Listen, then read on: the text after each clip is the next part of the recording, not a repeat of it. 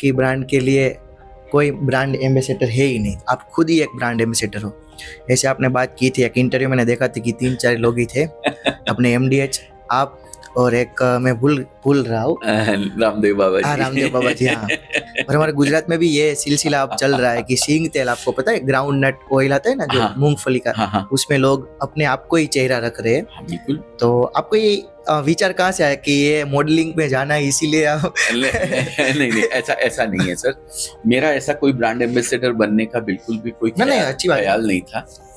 ये तो हो गया सर। अच्छा, हो इसलिए गया, फिल्मों का शौक था सर हाँ। शुरू से। और 2012 में जब YouTube चैनल बनाया तो मैंने कहा अब किस हीरो को पकड़ के लाऊं, इतना पैसा नहीं है मेरे पास में। मैंने कहा कैमरा भी सामने है और तेरी मन की तमन्ना भी है।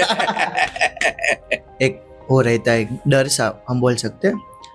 अजय अजमेरा अपने कॉम्पिटिटर्स को कैसे दिखता है? भगवान की तरह देखता हूँ सर।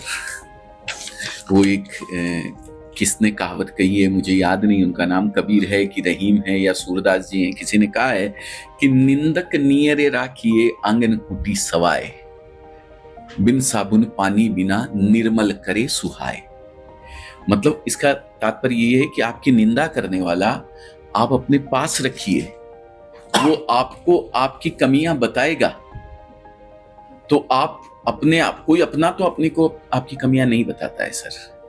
आप मुझसे प्यार करते हो तो मुझे, आपको मेरे में अंदर मेरी कमियां नजर ही नहीं आएगी। हाँ। आपको सब मेरी अच्छाइयां ही अच्छाइयां नजर आएगी।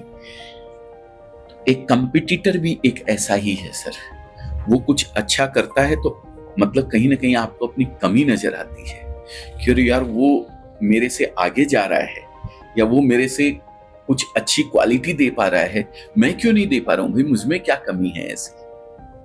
तो कंपटीटर आपको, कंपटीशन में कहता हूँ बहुत अच्छा है होना। आपने बोला कि 1.5 लाख फैमिली अच्छा तो रिटेलर आपके साथ जुड़े हुए हैं और आपके पास से प्रोडक्ट्स और माल लेके जाते हैं और अपने से बेचते हैं, सेल करते हैं।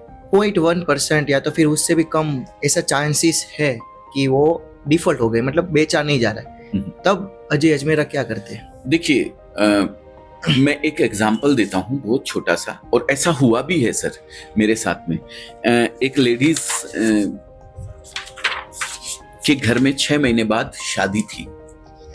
पुणे से एक लेडीज हमारे पास में आई थी, शायद सुचित्रा मैडम उनका नाम ध्यान नहीं है, वो आज भी जुड़ी हुई है हमारे साथ में, और वो अब तो बच्चों से डील करने लगी, मेरे से बात कम करती हैं। लेकिन अगर कहीं वो देख रहे हो इस पॉडकास्ट को तो प्लीज काफी टाइम हो गया आपसे बात हुए बात कीजिएगा। उन्होंने क्या किया, 6 महीने बाद उनके घर में शादी थी, तो वो बोली कि सर मैं वो शादी में जो कपड़ा मेरे को रिक्वायरमेंट है, मैं वो कपड़ा आपके यहाँ से लेके जाती हूँ, इसको बेचने का प्रयास करूंगी मैं, अगर ये बिक गया तो मैं इस बिजनेस को कंटिन्यू आगे कर दूंगी, नहीं तो ये कपड़ा मेरे को शादी में यूज हो जाएगा। मैंने कहा कोई दिक्कत नहीं है, बहुत अच्छा है, एक हिम्मत आपके अंदर है, एक इसकी वजह से आप वो सेट टू सेट कपड़ा लेके गई, 1.25 लाख रुपए का लहंगा वहंगा सब मिला के वो कपड़ा लेके गई थी।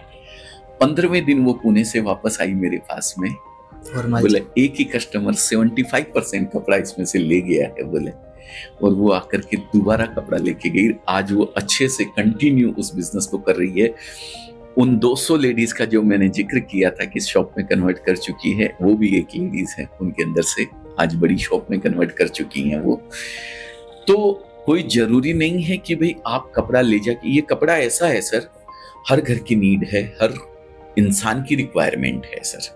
इस कपड़े के बिजनेस की यही खूबसूरती है कि भाई 15 अगस्त की सेल, 26 जनवरी की सेल, क्या बोलते हैं इसको, मानसून सेल, हर तरीके की सेल निकली रहती है। तो वो कोई घर से घाटा थोड़ी करता है, वो हर तरीके से अपने डेड स्टॉक को निकालता है सर।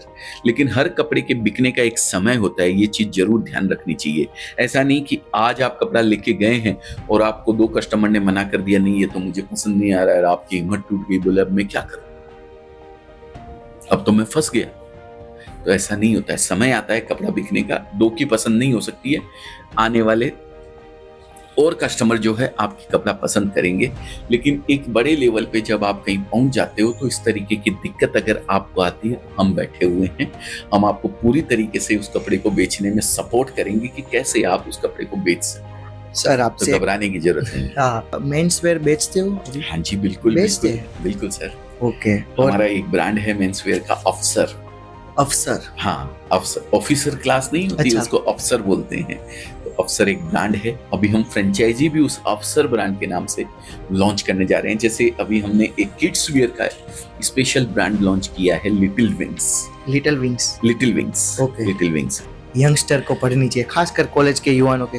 इंसान की अगर बात करें तो मैं जो भी हूँ आज मेरे पापा की बदौलत हूँ। जासूसी उपन्यास आते थे, वो मैं बहुत पढ़ता था। इसलिए ऐसा होता था कई बार तो एक उपन्यास में 5 घंटे कंटिन्यू पढ़ते रहता था और उसको पूरा कर देता था।